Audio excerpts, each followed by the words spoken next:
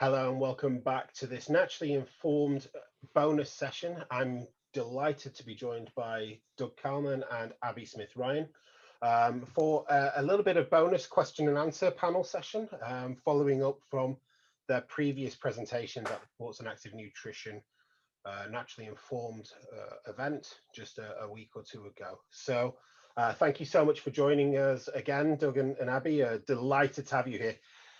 Now, your presentation really coupled in together, and we're looking at the issues of underrepresented populations in sports and active nutrition, particularly in research, but also then into practice. So it's just such a fascinating area, and we didn't have long enough to dig into it. So I just really want to spend 5 or 10 minutes digging into some of those topics a little bit more, if that's okay. And Doug, I'm going to start with you, because one of the things that you really had to skip over quite quickly in your presentation, but I find really fascinating, and I'm sure the audience does as well, is the way in which research and practice has started to really focus on not just different races, but also different religious beliefs, and how that impacts people's diet and dietary habits and their ability to perform. So in particular, you mentioned Muslim athletes, for example, and obviously people who are doing fasting for religious reasons, and how that impacts their sports nutrition regime and their performance. And I'd love to dig into that for a couple more minutes, and then we'll bring Abbie in on some of the other topics that we talked about as well. Well, thank you. I think the idea, in talking about underrepresented athletes and then talking about Muslim athletes, is recognizing, one, that there are billions of Muslims around the world, and that no different than anybody else, there are Muslims that engage in sport, physical activity for either pleasure or competitive purposes, or both. And they're just like any population, some people that don't exercise. I think part of the reason that traditional exercise and sport nutrition hasn't looked from a religious standpoint, if you will, is that it wasn't not really thought of before. Where we, of course, know that people fast Ramadan, and we know that, for example, on the Jewish side, there's fasting for Yom Kippur and other holidays throughout many different religions. But I think it's only a little bit in the more recent years that medicine and science has become a little bit interested in trying to better understand, what are the effects of fasting on body composition? What are the effects of fasting on blood sugar control? What are the effects of fasting on cognitive abilities, your brain? What are the effects of fasting on exercise performance? What about prolonged fasting? And different definitions, unfortunately, of fasting. And I can tell you for sure, within the past, 3, 5, 10 years max, there's been an explosion on the science publication side, looking more at, Muslim athletes and other athletes that have unique situations in terms of what and how their diets are affected. For example, I'm a registered dietitian by training, so we're taught a little bit about, if you have a Seventh-day Adventist as a patient, you should know that Seventh-day Adventists, these are their religious beliefs, and these are the foods that they avoid. So don't ask them about it, like this kind of stuff. And I don't mean that in a mean way, but and yet it's not really taught that much yet for exercise or sport nutrition, but it's growing there, and that's exciting. And this underrepresented group, which is probably more towards a majority of the Earth's population, this research is only going to, benefit all of human learning from them. Right, exactly. And, I think that there's two great points there, that actually it's, when we're talking about underrepresented populations, these aren't necessarily underrepresented when you think about the general population. Absolutely. I mean, we're talking about, people who follow the world's biggest religion. In case of females, obviously half of the world's population. So, they're not underrepresented in the population, but certainly when it comes to sports nutrition research and practice, they are. One other thing I wanted to add. So, we're mentioning here some atypical populations, right? And I'm going to name another atypical population, but one that I think has had a little bit more attention paid from a nutrition and performance standpoint, and that would be the differently abled athletes, Sure. right? The athletes that participate, let's say, in the Paralympics, and God forbid that you're somebody that had an accident that left you, paralyzed on the lower half of your body. How does that change your nutrition needs? So, and what about if you're that type of person, but you're engaging in sport, like a wheelchair basketball, real sport in the Olympics, and a lot of hard training, no different.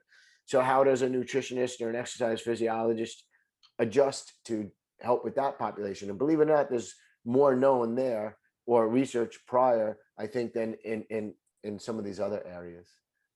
Yeah. No, I completely appreciate that. And yeah, I mean, But there's so many. I'm sorry, Nathan. The Olympics are what, a week away, and so we have the regular Olympics and the Paralympics that are kind of concurrent with each other, and it's exciting times. I know Abby is going to be watching for sure all of the events. I hope we all will be. Yeah, for sure. Hopefully, I know I will be, and I know that both of you have been involved with sort of the elite athlete development and sports nutrition coaching over the years, and so I'm going to bring Abby in a little bit actually now as well, because I know that the first question was purely directed to Doug, so I apologize. Please do feel free to chip in on that though, Abby, if you want. But I'm going to shift it to your area of expertise, which is obviously in the female athlete as well. And let's start very general, because I guess in your presentation we only had time to scratch the surface a little bit of where we were with the female athlete. And the fact is that not very little research has been done, probably up until maybe 5-10 years ago. And I just find that mind-boggling in all honesty. But can you talk about sort of the development of research in this area and where we're starting to see the major differences? Because of course it's very, when you think about it, it's very simple to see sort of the on the surface differences, but I imagine there's so many others that are much more complicated, and we probably didn't get time to delve into any of that at a deep level. So let's just start with sort of some of the very easy differences, but then some of the more subtle things that maybe people need to be concerned about, not concerned about, but need to be thinking about when they're tailoring sports nutrition and nutrition regimes towards female athletes. Okay, I think That you was just so asked long-winded. I multiple apologize. questions, but yeah, I mean, I think you guys hit the nail on the head in that the Olympics are just around the corner, and there's more women participating than men. And that when we see really about women engaging in sport, and even when we look at supplement users and consumers, women are a larger percentage of that. And so I think it shows the need behind it. On the research side of things, it's much more difficult to evaluate and study women for a number of reasons, but you have to control for menstrual cycle. Sometimes that costs more, it takes more time. And I think, in my opinion, I mean, Doug might have a good perspective here. The sport nutrition industry with many products is relatively new. Now, some ingredients have been around a long time, things like caffeine and creatine, but oftentimes those are studied in men first. But I think the high level differences are that women do respond differently, and our physiology is different, even to the fact that, women tend to be more fatigue resistant, and we buy more supplements. So I think there is a large need. And when we think about some of the physiological differences and how we transition through life, there's many differences there when we think about puberty and then menopause, pregnancy. I think there's a number of nutrition and dietary supplement considerations that haven't yet been explored, or that we do know that can be applied to those populations.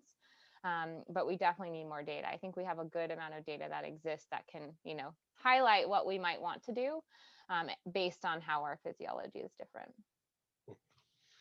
And when we look at that elite level sport, I guess there's a whole different set of considerations to for example, to the general population as well, when you're talking about pushing people to those physical extremes. Because I mean, again, one of the things that I'm sure we all hear and see is, the products focused on female athletes historically pink it and shrink it, and then it's, you know, things like folic acid and and things like that are just sort of thrown in there, which is a very general sort of thing that tends to be in sort of female focused supplements in general. So when you're really pushing into that, you know, very physical elite level, what are the more serious considerations that people are probably missing now? And I know that probably the research is really emerging here, but are there newer areas that people are starting to sort of unravel and see as a core issue? It's a great question. I actually feel like the bigger need is the non-elite population, Sure. just because that's a bigger group. I think when we think about the elite population, we really have to consider energy availability and just caloric intake with maintaining the menstrual cycle, and then how that impacts bone and muscle, and then long-term health like mitochondria. And so, I mean, we could talk forever on what details matter, but to me, I think the bigger piece, probably for most of the people listening, is really to capture those elite women will eventually not be elite athletes, and they will be women, you know, moms and, you know, daughters. And to me, I think that's the bigger opportunity, because as women transverse into life, they dramatically have increased health consequences just by, you know, the change of the menstrual cycle. And what the data is showing is really that middle-aged lifespan is where we want to target that nutrition. And, you know, you bring it up, but, you know, we talk about elite athletes. I'll say, from a female perspective, one of the most athletic events you can ever do is have a child, if you do it right. Like, I envision that as like an athletic event, and you should time it around it. And so to me, that's a bigger physiological piece. Now, elite athletes, I think there's many things that you can consider, and there you would look more into micronutrients, timing around carbohydrate and like glycogen loading. That's influenced by estrogen and the menstrual cycle. And, you know, increased protein oxidation. I think there's still more that we need to know, because then many of those athletes are on oral contraception. So how that might influence those. So there is a lot we know, but I think there's still a lot of questions. But I usually with female athletes, it comes down to nutrient timing and energy availability. I'm sure Doug has some good opinion there. He's worked with many elite female athletes. I love it when people flip the question back at me as well. That's perfect. I love it that you know, I completely agree that the bigger opportunity is absolutely in the general population. So thank you for that, Abbie. Doug.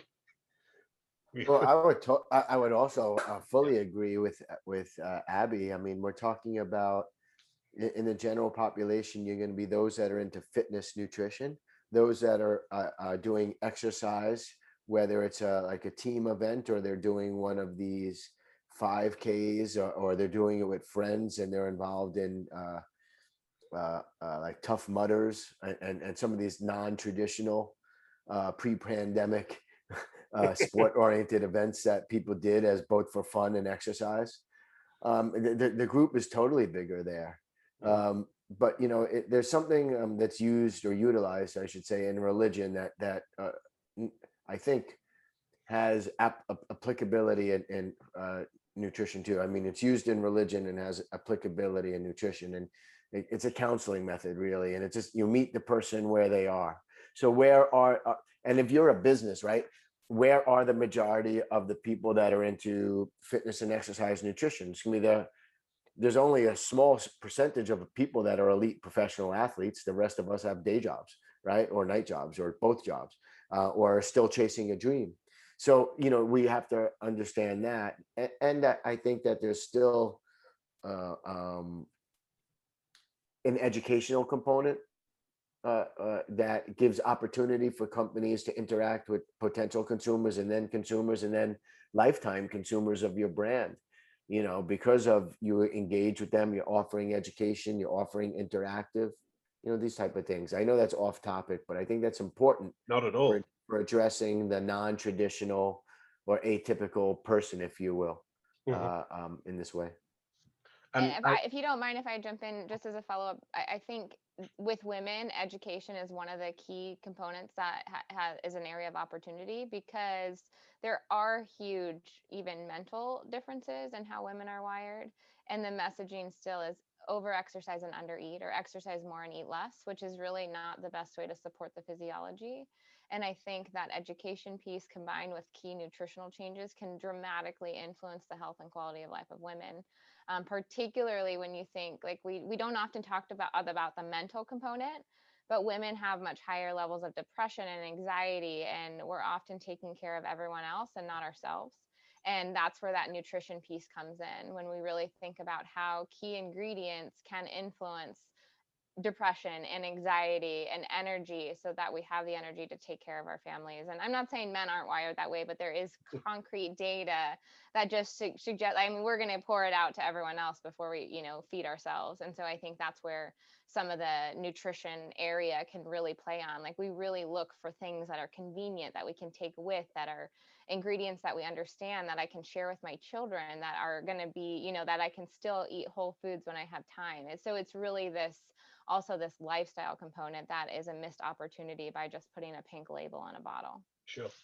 Yeah. And I'm really pleased you brought that up, especially with that last bit that you brought in, because I mean, let's not forget that this is something that the industry's been talking about for years now. The fact that the female athlete really has been completely underserved and inappropriately served by sort of these girl-friendly little pink supplements and powder boxes and things that essentially are the same as the men's, but a little bit smaller and in slightly cuter packaging. And that's the biggest opportunity surely is to get that right, and like you say, make it more lifestyle based, more active nutrition based.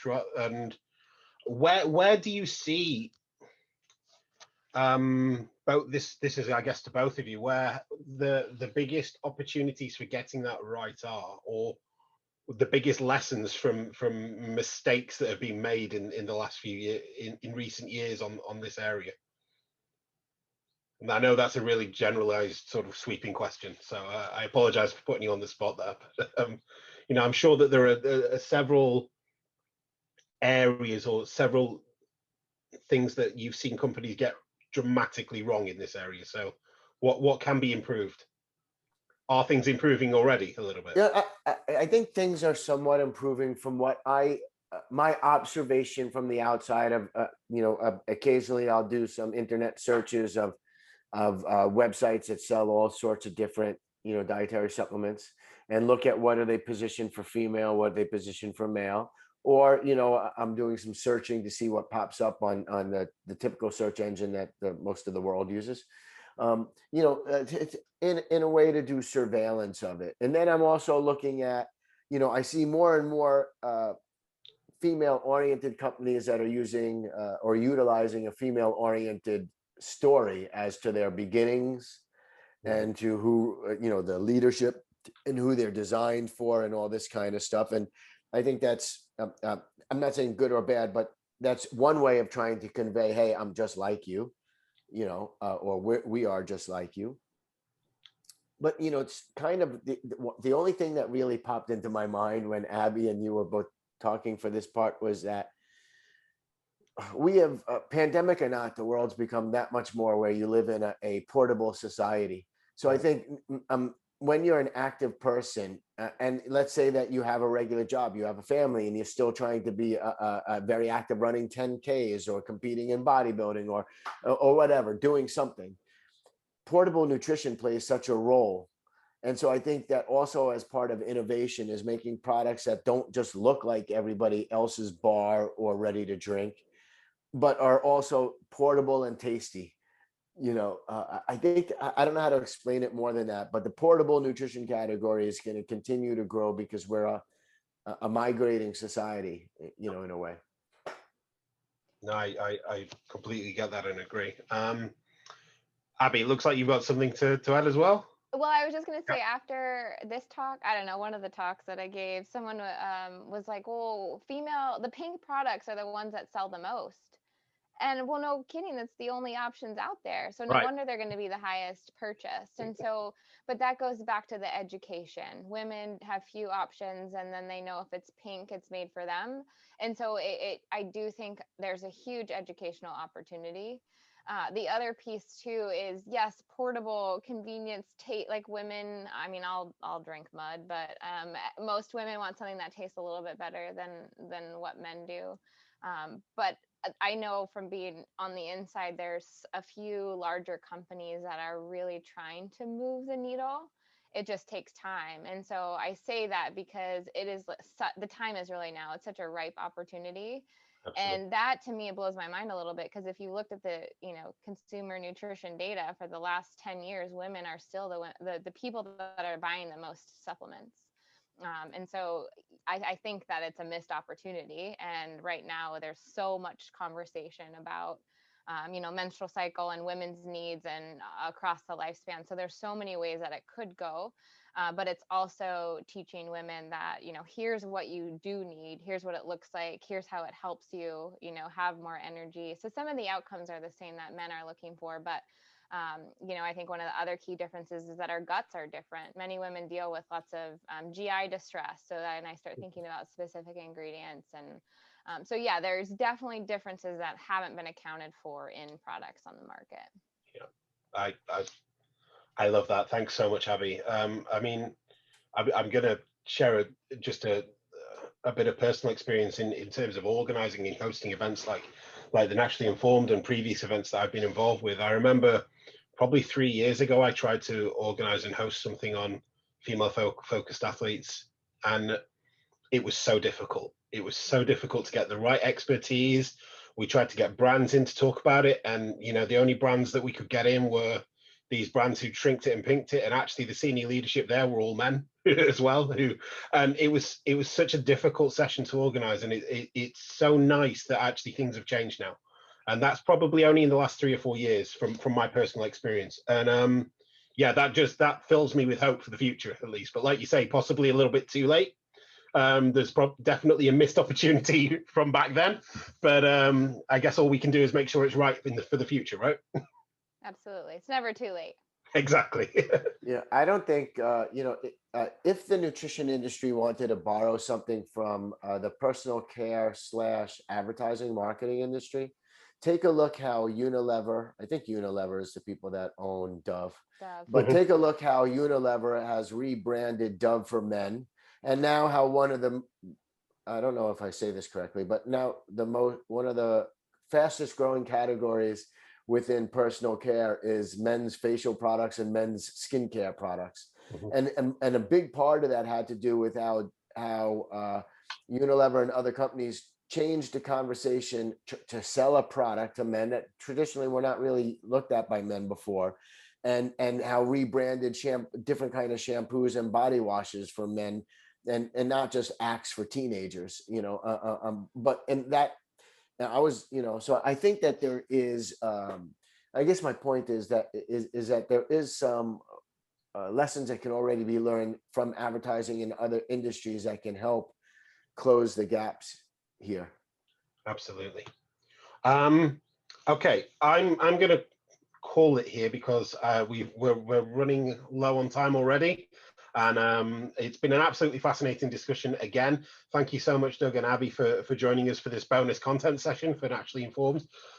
We could talk for another half an hour, I'm sure, but we're all very busy people. I know Doug's got another call in a moment, and Abbie's got to get off to an appointment too. So thank you so much for your time today. Thank you so much for your original presentations. Everyone watching this bonus session, please do make sure that you go back and rewatch the initial session and see their presentations in full. But thank you again for your additional contributions and taking the time out to round out our discussions from a couple of weeks ago. Thank you. Let's do it again. Thanks.